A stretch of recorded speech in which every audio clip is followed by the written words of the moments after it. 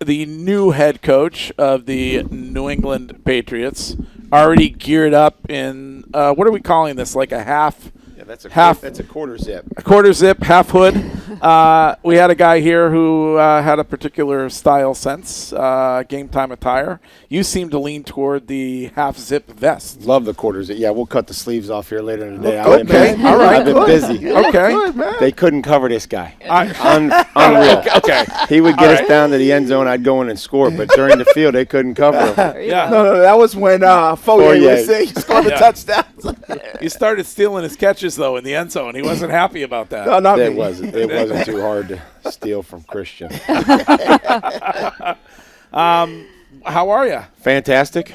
Awesome. Great to be back in the building. Oh, yeah. I mean, already, Elliot and I have been meeting here for a couple hours and just trying to go through the roster and, have a lot of meetings and get through the staff and, the support staff and everything that's critical and the scouts and get to know them and see where they're going and how we can help and support them.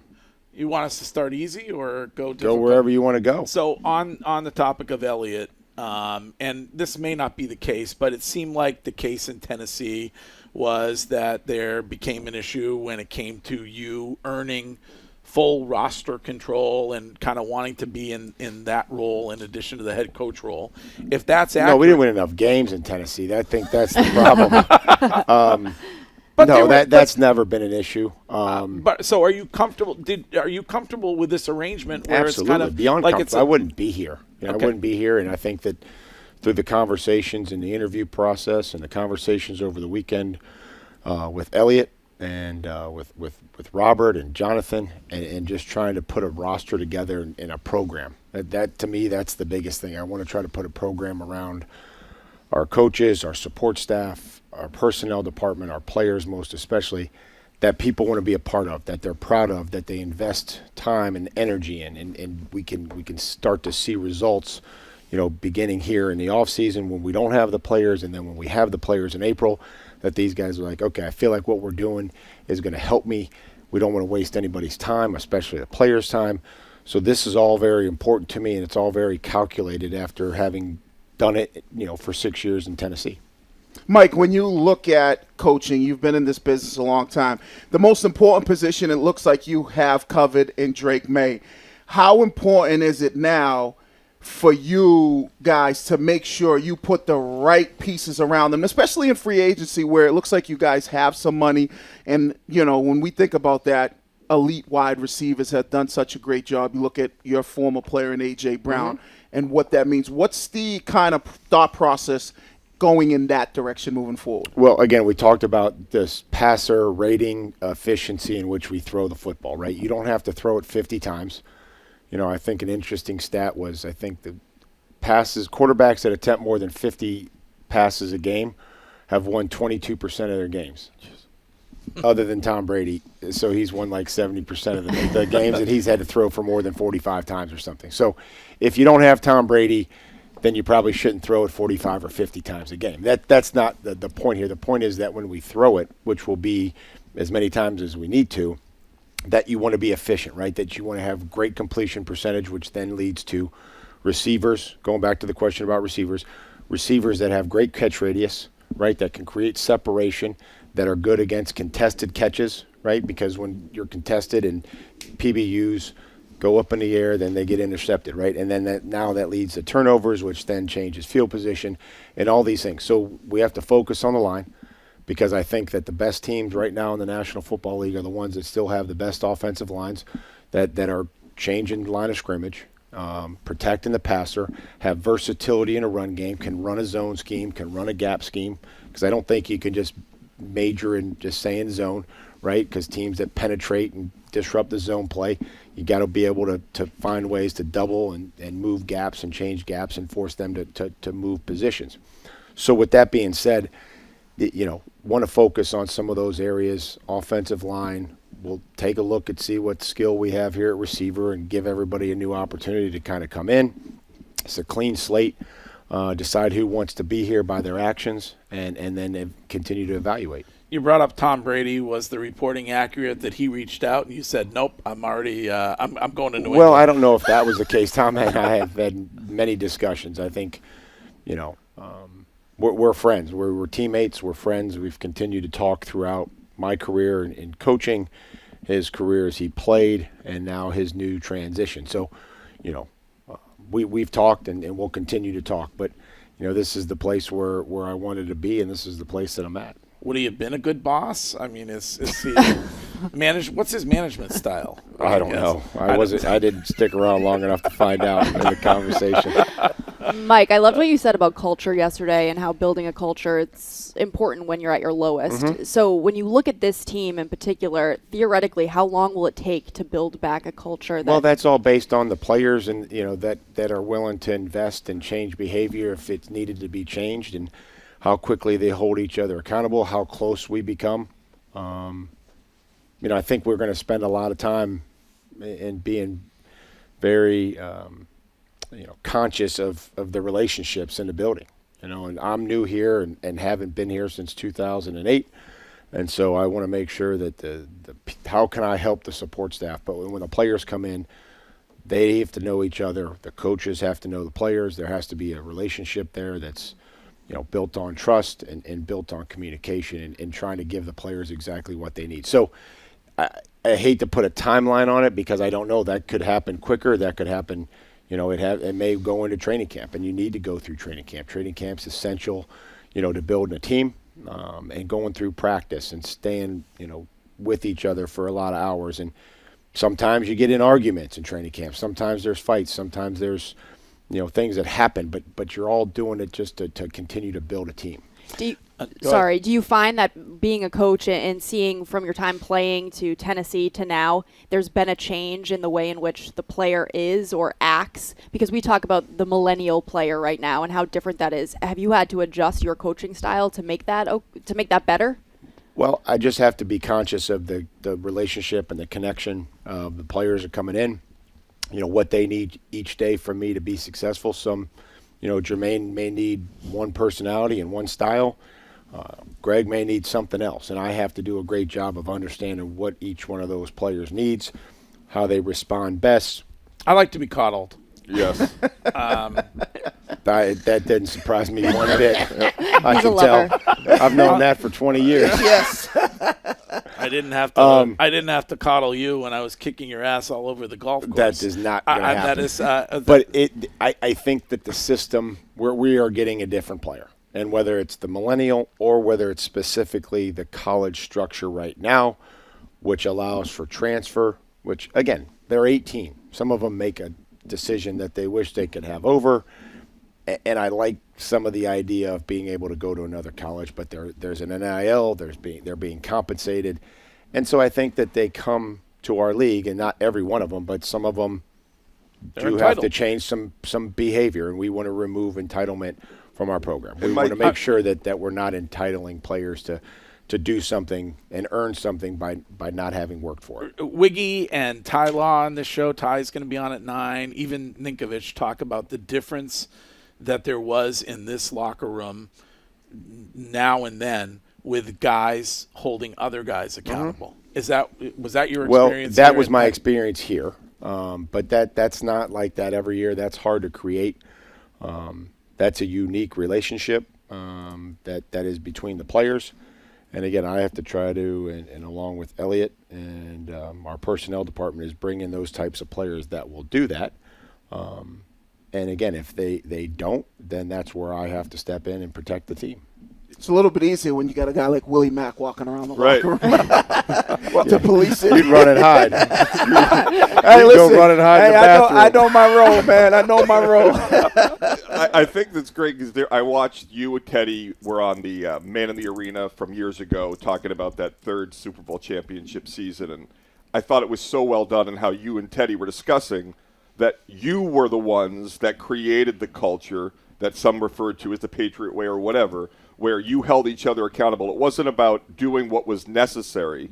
It was about doing everything you could and demanding that from the people that you saw walk into their car at 7:30 or whatever. Yeah, you just wanted to be able to just to know that somebody else was as invested as you were personally, but also was willing to put the team first and make a decision that was maybe better for somebody else than it was for your own personal situation. And then as far as being on time, studying, learning, how hard you played, how hard willing to communicate on the practice field, how well you came back in shape. Like, we don't have a whole lot of time, with the rules that we have and the off season. So it's critical that they come back in shape, and that's a commitment that they make. We don't have time to probably get back in shape once April starts. Like, if we're not ready to go come April, there'll be some catching up to do. Mike Vrabel is our guest at Gillette Stadium for the first time as the head coach of the New England Patriots. I have been demanding that you be hired for this job for quite some time. Those who were opposed to it would argue that you're a run first and run only guy. No, our best player was our running back. So that's what I said. As you can see in Baltimore, so we tried to structure the offense. I mean, we tried to build the offense around what we felt like was our best player and what was our strength. And when we did have pieces around Derek that we felt comfortable with, we threw it just as successfully as we ran it, and we were good in the red zone. I felt like we were creative. But that you base whatever system and scheme that you have on the players that you have. So I do think there's a lot of versatility on not only myself, but hopefully that the coaches that we hire. And seems like a different situation here when you look at what Drake May can do. Sure. And again, we want to throw it as much as we can remain efficient and explosive.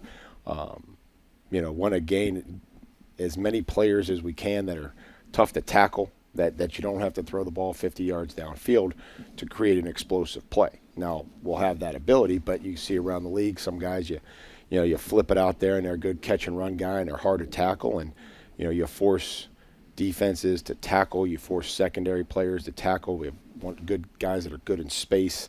And again, then how skilled are we up front, how physical we are up front, but there's still something to being able to run the football when you have to in short yardage situations around the goal line, to be able to control the pace of the game late in the game. When you play with a lead, these games, every year they get closer and closer, just how the league wants it, right? So everybody watches till the end of the game, and hopefully everybody has a shot, and how critical we can execute in the 4-minute, 2-minute situations. And so there is going to be an element that our physicality is going to have to play in, and running the football is going to be part of it, but it won't be the entire thing we do. Mike, one of the things that, coming up in my career that I really respected from coaches, obviously I have Parcells and Belichick, was transparency and putting the team above yourself. Based on a lot of your former players, they reiterate those same words about the respect level for a coach that makes sure every player understands their role and it's team first. How do you make sure that you continue that coming to a team that might have had some issues and making sure that message is received loud and clear? Yeah, well, the communication by me is critical, that it is clear, it's clean, it's concise, and it's direct. Like you said, the transparency. I'm always going to be honest with the player. They may disagree, but I'm also going to listen to them. I'm going to listen with the intent to understand them and not listen with the intent to respond. But I'm also going to treat them the same way they treat the team. And if they treat the team really well, I'll be willing to listen to anything that they have to say, any suggestions. If they don't treat the team very well, if they don't, if they're not on time, or they're not in shape, or they don't play hard, or they don't study, or they're disrespectful to somebody in the support staff. Hopefully they're not here long, but if they are, I don't have much to say to them, or I'm not really going to take their input. So, like you mentioned, I think the biggest thing is that average players want to be left alone. They want to come in, they want to pick up their check, they want to eat for free and go home. Good players want to be coached, and great players want to be told the truth. And every great player that I've been able to coach in the past 6 years has always come and said, what do I need to do to be better? What do I need to do to be great? And you tell them, and then they seek the truth, and then their job is to then handle the truth. What's your timeline on hiring coordinators? No timelines. Same thing we talked about yesterday. We're not going to deal with timelines with injuries, or we're not going to deal with the hiring a staff and when that's going to be complete. it's a long process. It's one that will go out a few weeks. It could go out longer than that, right? It's always delicate when you have teams that are continuing to play in the playoffs. Potentially the movement that could occur with coaches on other staffs and related to their contracts. So that's just not as cut and dry as, hey, these guys are going to walk in tomorrow and we're going to have a full staff. Rob Gronkowski said your first call should be to Josh McDaniels. Yeah, I mean, I'm going to look at every possible candidate that I feel like can help us. And we're going to start that process today, this afternoon, and visit with some great coaches. And then we'll see where things go. And that's on all three phases. Is he on the list? Yeah, it's a long list. Yeah, there's a long list, and I've had a relationship with Josh, and I've had relationships with other offensive coaches and defensive coaches that we're going to interview and want to bring in here. Yeah. How much pressure is there on the OC, though? Wiggy brings up building a team around Drake, but making sure that he doesn't have a revolving door of offensive coordinators throughout his time here. Well, I mean, this is a production business, so I think pressure comes with everyone that's a part of this thing, whether you're a player or whether you're a coach, and I think you have to embrace the challenge of just getting it right. That's all we want to do is we want to get it right, and if our players can handle a lot, we're going to give them a lot. And if they just need to get out there and get lined up and be able to snap the ball so that we're going to avoid self-inflicted wounds, and we don't want to have unforced errors. But if we can handle a lot and we can move and we can shift and we can motion and we can go play on the football and try to apply some pressure defensively, then those are all things that we'll be able to do that I've done in the past with multiple coordinators. Mike, I don't want to add any pressure, but you're on you. You probably won't be able. But to. you're here. You're here to save us, like the entire region. Like, are you aware? Yeah, I think we're all aware of what our job is here to do. And we have high expectations, and so do I. Okay. Yours aren't higher than mine. I can promise you that. I just, on that note, like, you are a guy, obviously the Jets, you were rumored with every opening that you were going to potentially have an opportunity to coach in the NFL for several teams. If you could dial it, to signify one thing why you chose to come back and coach this Patriots team, what would it be? Well, I don't think there is just one, but like I said, it's the right time, it's the right place, with the right people. This team, Wiggy brought up money, this team has over $130 million available salary cap wise. He's always talking about money. That's what happens when you don't make a lot when you play. I think that, from the outside. 401k. Okay. I got to wait till I'm 65. Two I'm for on one LinkedIn match. if you need a tight end coach. You look 65. I feel it. mean, if you're hiring Wiggy, you missed this probably, but Wiggy was the head coach of the Brockton football team for 1 year. Trying to give back to the kids. Just one season. The boxes? Yeah, the boxes. The boxes. Just 1 year. But if you're hiring, Yeah. I mean, tight end coach. I'm on LinkedIn. But were you able to, in your discussions with Only for option routes. You ain't coaching blocking. I mean, who really blocks nowadays? Let's be honest. What tight end blocks? were you able to get assurances from Robert during your discussions when considering this job that you are going to be able to spend that money? Yeah, I'm comfortable that that Elliot and I are going to be able to find ways to add productive players, great people to this football team, and that's through the draft, that's through free agency. So I'm confident that we'll be able to have the resources that we need to go sign players within a limit. And we understand that free agency isn't the only answer. It's not 100%, as you all know, but it's about adding the right players and that we feel like can help the team and that we're comfortable with. And sometimes if you don't know them, you also don't know what you're going to get. Is this still a destination when it comes to free agents? Well, I mean, I think that we have to make it a destination. And again, I'll tell you a story about free agency. When I got to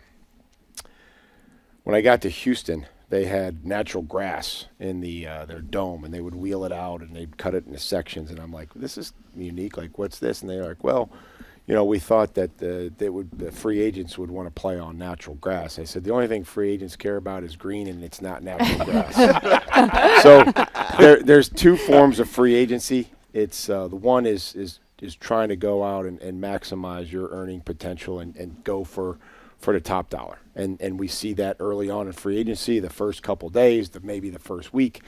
Then after that, I try to tell players it comes down to opportunity. And if you want the best opportunity to go and be able to produce and contribute, and then that's going to lead to then the next, form of free agency where then you could take advantage of the system in a year or two or whatever you sign with us. So, I was one of those players that coming from Pittsburgh and signing here, it was about the opportunity. It wasn't about the dollars. That turned into being able to have those types of contracts as my career went on and the production increased and all those other things. So we're going to identify players at all different levels, and it's a process putting it all together. Maybe if you provide free books on the sidelines, you might be able to get a certain wide receiver here. Yeah, we'll see. But that was he a big reader back when you guys were together? I think AJ's just trying to find ways to I'm proud of his development, his personal development, and working on himself and working on controlling his and getting back to center. And again, he's a passionate player, and I love him to death, and I have a very, very close relationship with him. That book's like #1 on bestsellers It right is? now. Skyrocketed, Oh, yeah. wow. Oh. Good for him. Get some royalties. Wiggy wants the audio book. Yeah. I can't read. Yeah. Are you saying voracious reader? I thought you were talking about No. wigs. Give me an audio book. Billy, we have a special guest on the line. Oh, we do. Yeah. That Billy in the car that wanted to celebrate. Billy in the car. All right. Well, the hire. let's go to him. Let's go to Billy from Chestnut Hill. Hey, Billy. Hey, first-time caller. Long-time listener. It is From Bill Andover. O'Brien. Go Andover. Patriots. Let's go Patriots. You How find you any? doing, guys? You got any players Hey, up Brad. there yet, Billy? We find any players? We do, man. Are you gonna? Hey, man, you gotta come to our pro day. Come speak to our team. I mean, I've already put my dibs in on that. So, I'm excited for Mike. I'm excited for the Patriots, and it's gonna be awesome. No question. No question. They Boston College is in good hands. They have great coaching staff, great leadership. Got great facilities. They redid the facilities a couple years ago. It's awesome. unbelievable. So, Billy, I can't believe that I get to see you. I could tell you some stories about working for Billy O. They call him the teapot. The teapot. He'd go off, and then 30 seconds later, he'd be like, what's wrong with you guys? Why are you looking at me? I'm like, Billy, you just cussed out every one of us for 30 seconds, and now you're looking at us like, what's wrong? So the teapot would just boil over, and then he was fine. Would you, when he and Tom went at it, would you go over and calm them both down after? Oh, he gave way to Tom. Like, that was just Billy trying to act tough on TV. Well, he did. I got to tell you, I'm sure I don't know if he saw the press conference yesterday, but Mike said a lot of nice things about you, and you lived up to the promise to turn him into a head coach. So it's something to be proud of, Bill. No, I appreciated those comments, and like I've said several times this week, that Mike's a great coach. He was a great assistant coach. He's been a hell of a head coach, and he's exactly what the Patriots need. And he'll come in there and he'll treat everybody in that building with great respect, and he'll be fair with every player, but he'll demand a lot. And the standard of how they practice and how they lift weights and how they run and how they condition and obviously how they play games and how they execute, it'll be way up there. So everybody in the region's excited, and it's great for the Patriots and great for Mike. Any advice for him on navigating the waters around here? Any offices he should stay out of or anything? Avoid bowling? Or? Probably the one I'm sitting in right now. The media studio. Yeah, this is the one to stay out. Steer clear of this one. Unfortunately, you're contractually required. Oh, you haven't read my contract. All right, Bill O'Brien. We'll talk to you again Thursday, but great to hear from you. See you guys. I'll see you, Billy. See you, Braves. Yeah. I mean, you gotta. Unfortunately, you got to do every Monday with us, win or Greg, lose. You don't have access to my contract yet. I mean, we're going to be killing you when you go for 2 or something, and I'm then sure you're going to you have will. to come in here and answer. I don't have the, to come in here technically. I can just call in from my office. Like, True. We I come all just the have way- to do it. I don't have to like, actually That is be true. here. Yeah. The man with the gold makes the rules. Was that another thing when it came to Tennessee? I know you probably don't want to dwell on the past, but just to clear up all this stuff, was that another thing too, where you kind of disagreed with the analytics guys? Like you went for 2 that game in Miami or whatever, and they were all butthurt about it. Was that an issue or is not? The game we won? Yeah. Where are you on analytics? Are you? Hi, I'm not sure where you get your information at. The analytics, we want to use as much information as we can to make great informed decisions in real time with real people. And things change, right? The weather, the backups, who you have in the game, like how the defense is playing, how their offense is playing. Have you stopped them? And we'll always try to use that information, and excited to get with our staff here to see what they've done, whether that's in acquiring players. Like I look at analytics and I look at it in 3 phases. One is in player acquisition. How do you apply analytics and the numbers and the data, play speed, estimated play speed, all these different things that you can use to evaluate players. That's one area that we're going to try to use it. The other one is in player health and safety. How do we manage our players? What's the workload? What's their speeds? How often do they get to 90% of their max speed, right? You see all these numbers come out of the game. Let's say a player's max speed is 20 miles per hour. Well, then we feel like at least one time between games you should go 90% for a certain distance. So you should run at 18 miles per hour for X amount of distance if you're a gunner or a receiver or a player that does that. Like we can see what they do in the game, and we want to make sure that they're recreating that at least once during the season or once during the week. So then how we track player load management, how we construct practice, all these things that we're going to use the data. And then the final piece of analytics is game management and risk ratio of going for it and all those different scenarios that you look at throughout the game. So those are the 3 buckets that obviously we're going to always try to use analytics and then make a decision. All right. Well, listen, I appreciate you taking the time. Always a Appreciate pleasure. that. Great. Glad to have you. Thank Good you luck, so much. man. You guys. Nice to meet you. Let's go to work. Okay, Good we luck. are. I Whatever have to go you back to work right now.